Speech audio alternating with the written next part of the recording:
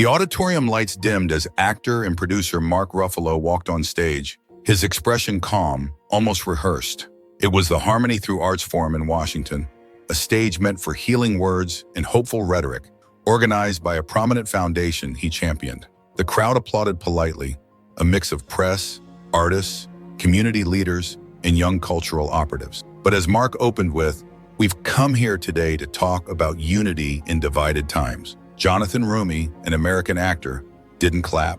He didn't blink. He was sitting 3 rows back, arms crossed, spine straight, eyes locked, because Jonathan hadn't forgotten. He hadn't forgotten the fire-blackened doors of St. Mark's in Minneapolis, the burned pews in Kenosha, the shattered stained glass in Philadelphia. He remembered the silence that followed, not from the media, not from the activists, but from Mark Ruffalo himself. The actor and producer who once posted about the importance of unfiltered voices, even as places of worship were set ablaze. And now here he was standing under a banner that read unity like the past had just evaporated. Jonathan leaned forward in his chair. He was attending as a guest, a man of faith, and a citizen who'd watched his country's sacred spaces burned, while those with influence smiled and shrugged. Mark's tone softened. "We must listen to each other, even when it's difficult. Especially then." Cameras clicked, heads nodded. Jonathan stood up. No microphone, no invitation, just his voice. "Did you listen when they torched the churches?" he asked, loud enough for the room to shift. "Did you call for calm then? Or did you champion the right of those who lit the fires?" Every head turned. Mark paused. For the first time, his speech seemed to catch in his throat. He hadn't expected this, not from the audience, and certainly not from Jonathan. "Security," someone muttered near the edge of the stage, but Jonathan kept going. "You let them burn what we built, and now you preach unity. You don't get to burn the house and then hand out bandage. Not to me, not to America."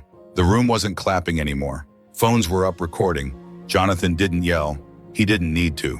The fire was already in his words. Mark stepped back slightly, just half a pace, enough to show the impact, enough for the nation to feel it. And Jonathan. He didn't sit back down. He took one slow step forward. He was just getting started. The silence in the auditorium wasn't empty. It was electric. You could hear zippers, camera shutters, the creak of someone shifting in a chair, but nobody dared interrupt what was unfolding. It wasn't just a moment. It was a collision. Jonathan took another step toward the front. His dress shoes echoed on the marble floor. Deliberate, defiant. The stage was now in reach. Mark Ruffalo was still standing at the podium, but he wasn't speaking. His hands clutched the sides like he needed it to hold him up. Jonathan's voice sliced through the tension again. "You stood by when mobs lit churches on fire. You called it expression. You smiled on late-night shows. You championed their resistance while priests swept up ashes with their bare hands." Gasps rippled. Jonathan's words weren't just sharp, they were surgical. Every sentence cut through the curated image Mark had built. Every phrase stripped away the political poetry and revealed something raw underneath. Mark raised a hand, perhaps to respond, perhaps just to steady himself. But Jonathan didn't pause. "You went quiet when they spit on scripture, when they mocked the faithful, when the pews were empty, not because of faithlessness, but because the doors had been broken down and torched." Behind him, someone whispered, "Is this part of the program?" It wasn't. Jonathan didn't care. "I'm here for the people who couldn't speak because their voices were drowned out by bricks and fire, while you nodded and called it artistic protest." Mark finally spoke, his tone clipped. "This forum was meant for reconciliation." Jonathan cut in, calm but cold. "Reconciliation starts with repentance." The crowd stirred. That line didn't just hang in the air. It landed like a hammer. A few audience members began clapping. Just a few, but then it grew. Not a standing ovation, not yet, but enough to make Mark's eyes flick nervously toward the exit stage left. Jonathan turned to face the room. "You want unity? Start by admitting you stayed silent while our churches burned." Phones kept rolling. Hashtags were already trending. He wasn't asking questions anymore. He was drawing a line, and the country was watching. Mark Ruffalo had worn the same expression for years, polished, polite, rehearsed. But as Jonathan stood between him and the crowd, that expression began to tremble. Not dramatically, just enough for anyone watching closely to realize the actor and producer wasn't in control anymore. He reached for the mic again, forcing a practiced smile. "Jonathan, this isn't the place." Jonathan didn't flinch. He tilted his head slightly and raised his voice, not in anger but clarity. You think truth has a place? It has every place, especially here, especially now. The crowd shifted. Some were uncomfortable. Others were riveted. One young pastor in the second row mouthed, "Amen," under his breath. A woman clutched a cross pendant around her neck. Jonathan stepped closer to the podium, not to take it, but to stand beside it. Equal ground, equal voice. You invited cameras. You invited faith leaders. You talked about healing, Jonathan continued. But when the flames were real and the pastors were pleading for help, you posted selfies. A murmur of tension ran through the room, the kind that made networks lean forward in their broadcast booths. Jonathan paused, then spoke softer, and somehow it hit harder. My uncle's church in New Hampshire was vandalized, pews overturned, Bibles ripped, and all we heard from public figures was silence. Mark's eyes widened for a split second. He hadn't prepared for this. Not one word, not one visit, not one apology. Jonathan looked directly at him. Do you even remember their names? The ones who tried to shield their altars with their own bodies? Mark's jaw clenched. The teleprompter was still rolling, but no one cared about the prepared speech anymore.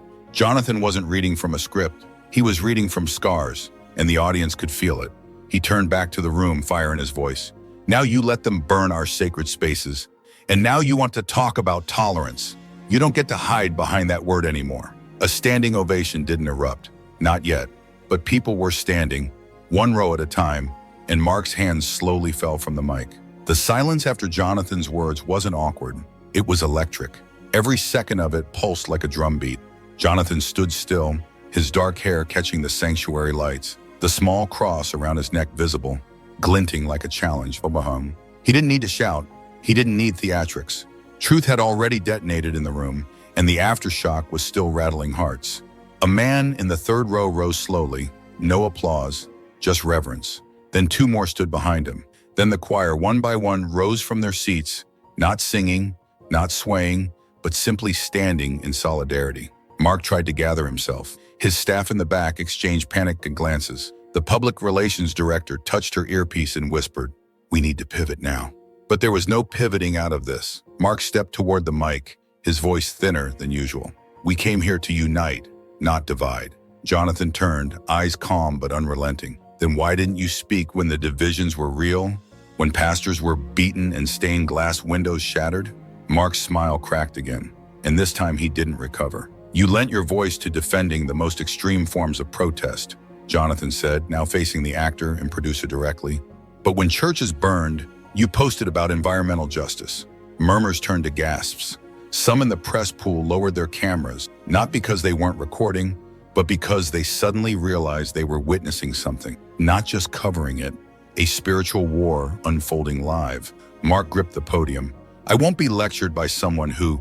Jonathan didn't even let him finish. He stepped forward and raised his voice crystal clear. "You don't get to lead a nation in discourse after staying silent while our churches turned to ash." It wasn't a shout. It was a strike. A woman in the back sobbed softly, and then came the sound Mark feared most. Clapping, slow, rhythmic, not for the celebrated actor, but for the man who had stood with no title, no invitation, no script, and still spoke with more authority than anyone in the room. Jonathan didn't bow, he didn't smile. He just stepped back from the mic, eyes locked on Mark. Message delivered. And the crowd, they weren't divided anymore. They had chosen. Mark tried to move on. He shuffled his notes, smiled mechanically, and began reading off a pre-approved statement about national healing and moving forward. But no one was listening. Jonathan hadn't just interrupted the service, he had rewritten it. Every word Mark spoke now sounded like noise, like background static behind a signal that had already pierced through. Jonathan stood off to the side, not speaking, not posturing, just watching, but it was his silence now that roared through the pews. A pastor, mid-aisle, closed his Bible and placed it on the bench beside him. A woman with 2 kids whispered, "That's who should be up there." The cameras, still rolling, weren't zoomed on Mark anymore. They panned to Jonathan. The networks had smelled blood and they knew where the real story was. Mark's voice faltered. He looked up, clearly aware of the power shift, and tried again. "We must reject division, no matter where it comes from." Jonathan stepped forward again, not waiting for an invitation. "If you wanted unity, you would have condemned the mobs that burned down sanctuaries. You would have defended pastors instead of excusing destruction. You don't get to talk about unity after betraying the faithful. The audience didn't clap this time. They rose, dozens, maybe more. A wave of people standing, not for applause but in defiance, in recognition of something real. Mark froze, his words caught in his throat, and Jonathan pointed gently to the stained glass behind her, a shattered corner still unrepaired from last year's riot. "Your silence let them do that," he said, "and now you want to preach to us." It wasn't political anymore, it was personal. A cameraman whispered, "This isn't a speech, it's a reckoning." And Mark knew it. He reached for his mic, but his hand trembled. Jonathan didn't need another line. He had already spoken the one truth that couldn't be dodged. You let them burn what was sacred, and now you dare to speak of peace. There was no going back. Jonathan didn't shout, he didn't need to. His voice had the calm power of someone who'd waited patiently for the mic, only to realize the silence had become deafening. He stepped forward, eyes locked on Mark, his heels echoing across the wooden floor like a countdown. "I came here with respect," Jonathan began, his tone measured, steady. "I came because I believed this place deserved truth. But what I'm seeing is not unity. It's amnesia, and I didn't forget." A gasp rippled through the crowd. Mark blinked slowly, like he hadn't expected anyone to challenge the script, like he still believed his celebrity would shield him.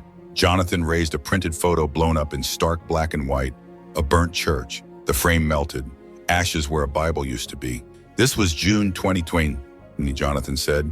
"You tweeted justice while this burned. You said silence was violence. So where were your words when they desecrated holy ground?" Mark's lips tightened, but no sound came. Jonathan took a step closer.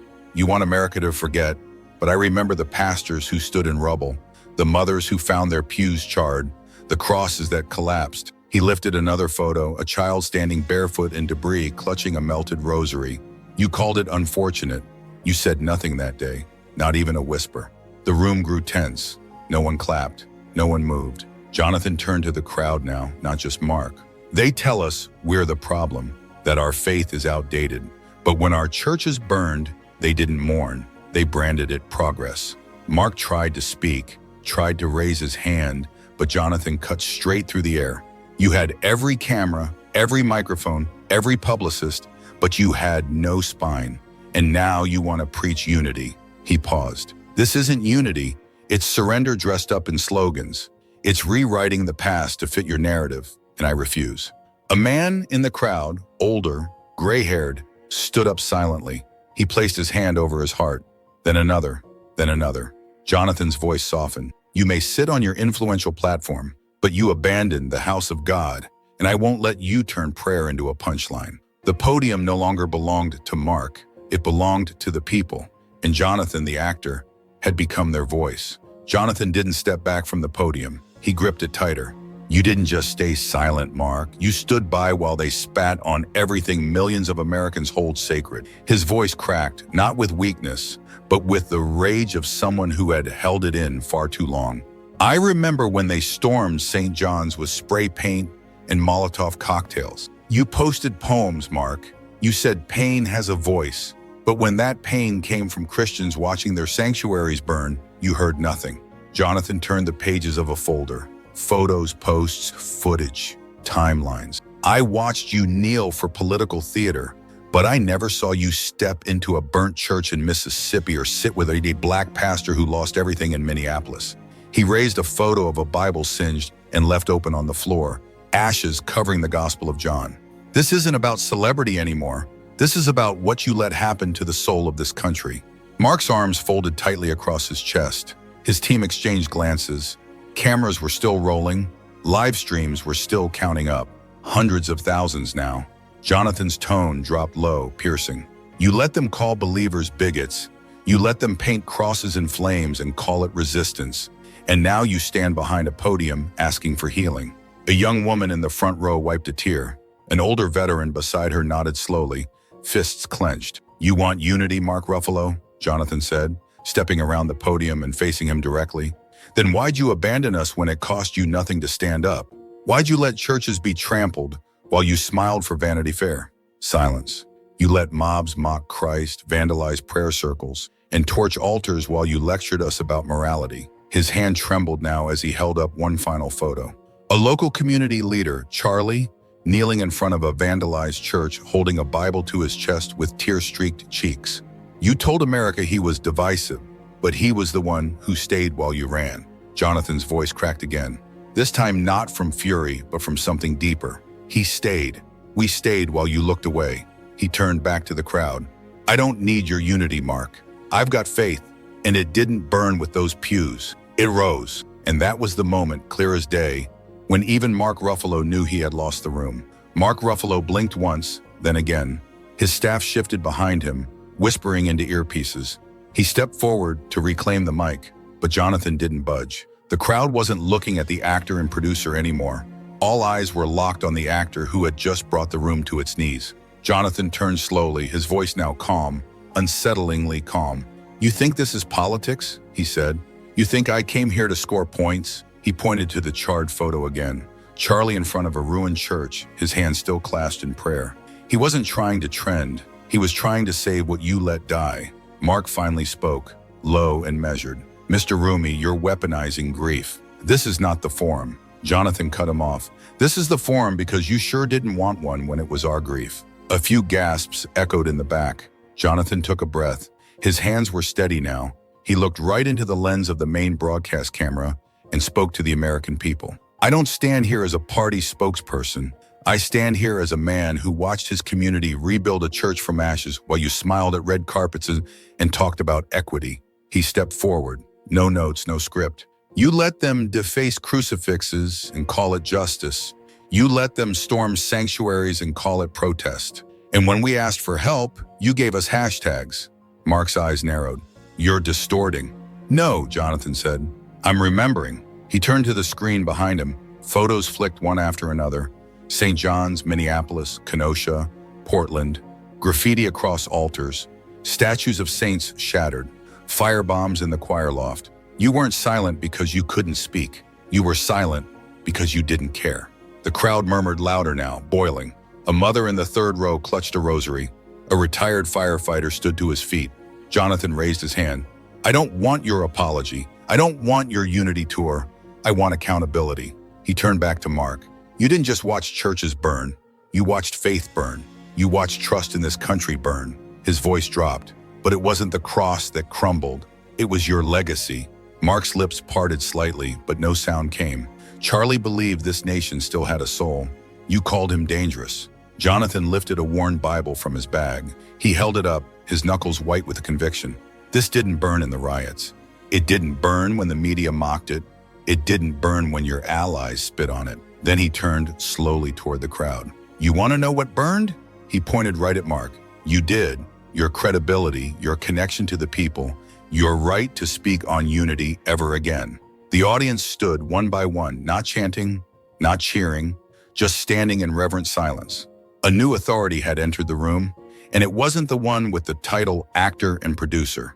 Mark didn't speak. He didn't move. His polished expression cracked, not with anger, but with something far worse for a public figure on live television. Doubt.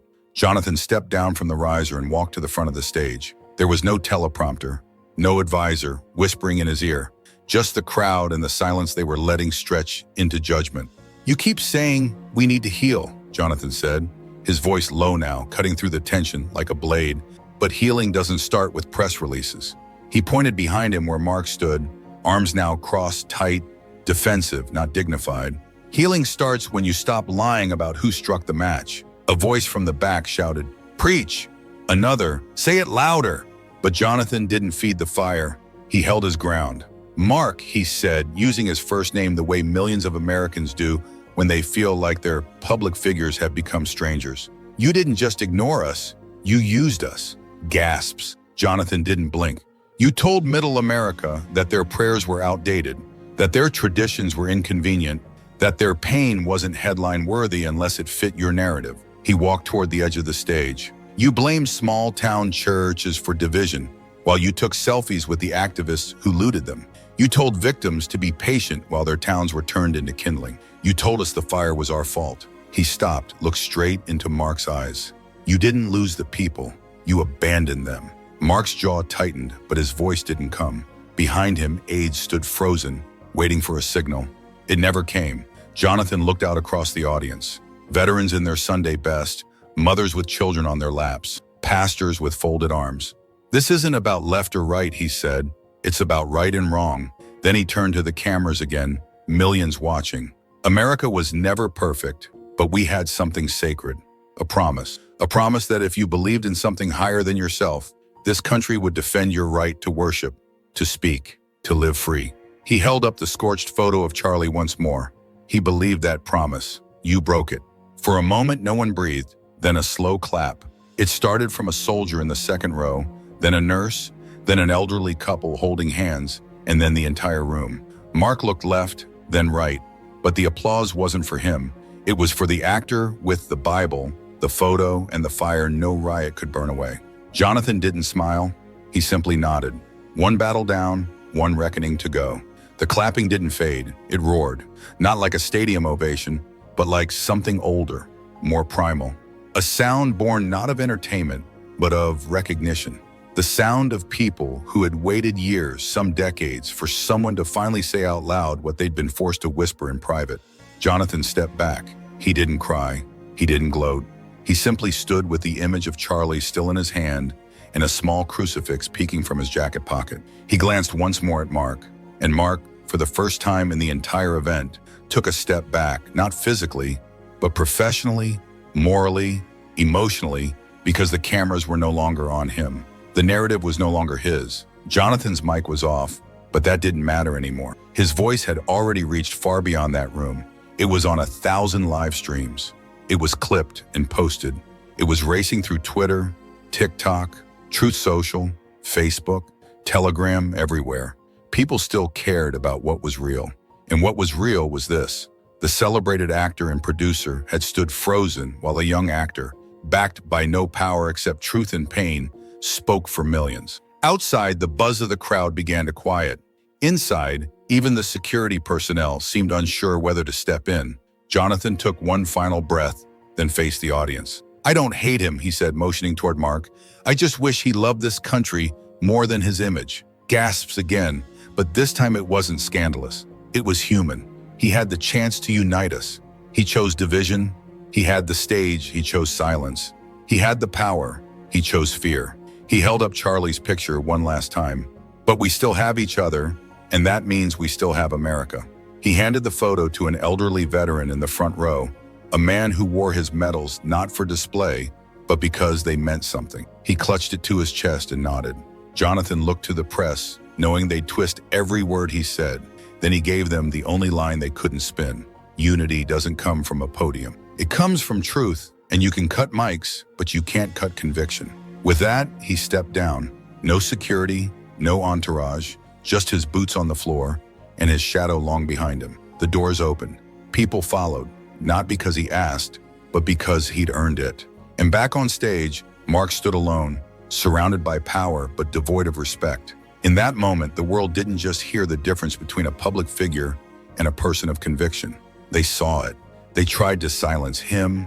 They tried to shut down the truth. But Jonathan didn't flinch. He stood tall, even as they cut his mic, rolled their eyes, and turned their backs. Because he wasn't speaking for himself. He was speaking for the millions who watched their churches burn while influential figures stayed silent. For the veterans forgotten, the families mocked, the faith dismissed, and he didn't need permission to speak. He needed only conviction. Mark preached unity from a script. Jonathan spoke it from his scars. This wasn't just a confrontation. This was a reckoning. And when history looks back, it won't remember the silence from the podium. It'll remember the voice that rose anyway. This isn't just about two actors. This is about what happens when conviction meets convenience. It's about whether America will prioritize comfort over conscience and political poetry over real repentance. The cameras left Ruffalo, and the nation watched the man who dared to remember. If this conversation about faith, silence, and accountability resonated with you, if you believe that the truth shouldn't burn and that a voice of conviction deserves to be heard, then you need to subscribe to this channel right now. Hit that subscribe button and the notification bell so you don't miss our next deep dive into the cultural battles and the unspoken truths defining this nation. What do you think? Was Mark Ruffalo's silence a betrayal, or was Jonathan Roumie weaponizing grief? Let me know your thoughts in the comments below.